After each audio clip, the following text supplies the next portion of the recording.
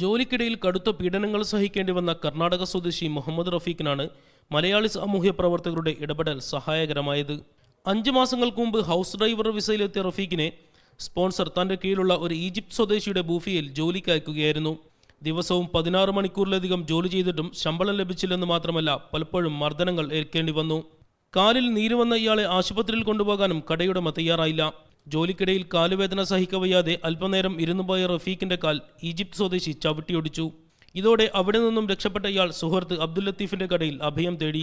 വിവരമറിഞ്ഞെത്തിയ നവയുഗം സാംസ്കാരിക വേദിയുടെ ജീവകാരുണ്യ പ്രവർത്തകരായ മെഹബൂബ് കോന്നിയും സഫിയ അജിത്തും ഇടപെട്ട് ഈജിപ്ത് സ്വദേശിക്കെതിരെ കേസ് നൽകി. ഇതോടെ ഇയാളെ പോലീസ് അറസ്റ്റ് ചെയ്തു. തുടർന്ന് സ്പോൺസർക്കെതിരെ അമീർ കോടതിയിലും കേസ് കൊടുത്തു. ഹൗസ് ഡ്രൈവർ വിസയിൽ വന്നതുകൊണ്ട് ബൂഫിയയിൽ ജോലി ചെയ്യിപ്പിച്ചത് നിയമലംഘനമാണെന്ന് സാമൂഹ്യ പ്രവർത്തകർ വാദിച്ചതോടെ അനുരഞ്ജന ചർച്ചയ്ക്ക് സ്പോൺസർ തയ്യാറാവുകയായിരുന്നു. എക്സിറ്റ് പാസ്പോർട്ട് സ്പോൺസർ സാമൂഹ്യ പ്രവർത്തകർക്ക് കൈമാറി. പ്രത്യേക അനുമതി വാങ്ങി ഉംറ നിർവഹിക്കാനും റഫീഖിന് അവസരമൊരുക്കിക്കൊടുത്തു. അബ്ദുൽ ലത്തീഫ് നൽകിയ ടിക്കറ്റിൽ കഴിഞ്ഞ ദിവസം എയർ ഇന്ത്യ എക്സ്പ്രസ് വിമാനത്തിൽ റഫീഖ് നാട്ടിലേക്ക് തിരിച്ചു. Sajid Arattupuzha, media 1, Dammam.